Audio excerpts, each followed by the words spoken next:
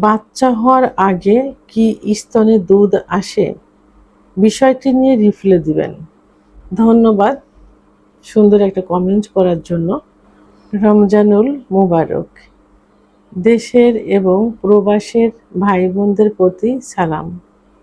আসসালামু আলাইকুম। আমি প্রভাষক ডাক্তার রিক্তা পারভীন, হোমিওপ্যাথি এবং আয়ুর্বেদিক চিকিৎসক।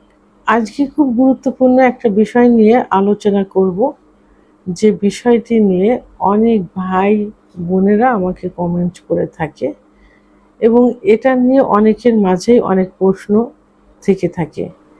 এ বিষয়টি কিন্তু অনেকেই বলে থাকে, প্রশ্ন করে থাকে এবং অনেকের মাঝে এটা নিয়ে বিব্রতিকর একটা চিন্তা ভাবনা থাকে। কারণ অনেকে ধারণা থাকে যে অনেক অবিবাহিত মেয়েদেরও কিন্তু এটা হয় যে স্তনে দুধ আসে, আবার অনেক বিবাহিত মেয়েদের বাচ্চা হয়নি, স্তনে দুধ আসে। তো এখন অনেকের ধারণা থাকে যে এর বিয়ে হয়নি, এর স্তনে দুধ আসলো কি করে। অর্থাৎ সবারই ধারণা যে শুধুমাত্র বাচ্চা পেটে আসলেই, বাচ্চা হলেই স্তনে দুধ আসে, এটাই সবার ধারণা। তা আসলে এটাই নিয়ম, এটাই যে বাচ্চা পেটে আসলে, বিবাহিত মেয়েদের বাচ্চা পেটে আসলে কিন্তু স্তনে দুধ আসে। অর্থাৎ 3 মাসের পরে গিয়ে প্রাথমিক দুধ আসা শুরু হয়। 4-5 মাসে গিয়ে মোটামুটি হলুদ কালারের এক ধরনের দুধ আসে। এটা কিন্তু অরিজিনাল দুধ নয়, এটাকে কোলোস্টারাম বলে। কোলোস্টারাম বলে এটাকে, যেটা ঘিয়ের মতো হালকা হলুদ থাকে। তো এখন অবিবাহিত মেয়েদের স্তনে দুধ আসতে পারে, আবার বিবাহিত মেয়েদের বাচ্চা না হওয়ার আগেও স্তনে দুধ আসতে পারে। সেটা দেখা যায় যে স্তনের যে নিপিল, অর্থাৎ যে বোটটা থাকে, এই বোটের একটা ছিদ্রর ভিতর দিয়ে পানির মতো অথবা রক্ত মিশ্রিত কিছু কষানি মতো আসে। আবার কারো সাদা দুধও আসে, আবার কারো দেখা যায় যে হলুদ পুঁজের মতো, ঘন পুঁজের মতো এক ধরনের বের হয়। তাই এগুলো কিন্তু খুবই ক্ষতিকর, কারণ স্তন খুবই সেন্সিটিভ একটা জায়গা। তো এখানে কোনো সমস্যা হলে কিন্তু 3 মাসের পরে গিয়েই খারাপ একটা কিছু হয়ে যায়, অর্থাৎ ক্যান্সারের রূপ ধারণ করে। এতটাই সেন্সিটিভ জায়গায় স্তন।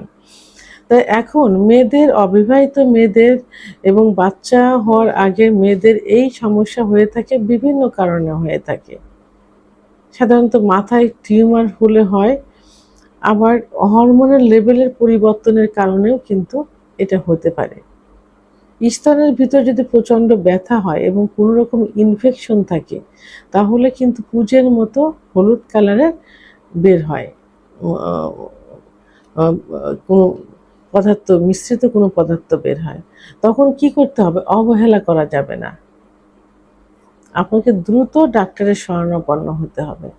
ডাক্তার দুধের ধরন বুঝে, অর্থাৎ নিফিলের মাথায় যে একটা ছিদ্র কি 4-5টা ছিদ্র এবং ওর ভিতর কোন কালারের কষানি বের হচ্ছে, পুঁজ বের হচ্ছে অথবা দুধ বের হচ্ছে, এগুলো দেখে কিছু পরীক্ষা নিরীক্ষা দিবেন।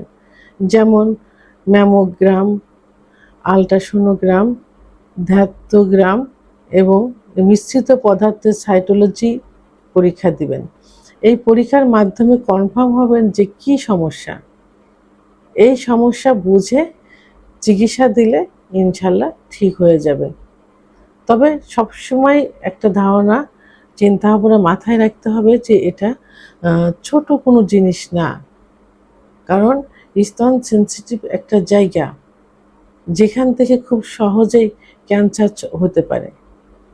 তো এখন তাহলে আমি কিন্তু সুন্দরভাবে বুঝিয়ে দিয়েছি যে শুধু বাচ্চা পেটে আসলেই যে স্তনে দুধ আসবে বা স্তনে হলুদ কোনো পদার্থ যাবে, কোলোস্টারাম যাবে, এটা না।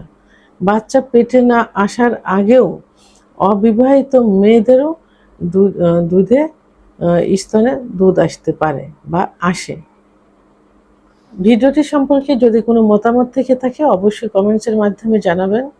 আর ভিডিওটি ভালো লাগলে লাইক, কমেন্ট, সাবস্ক্রাইব করে আমার সঙ্গে থাকুন। আল্লাহ হাফেজ।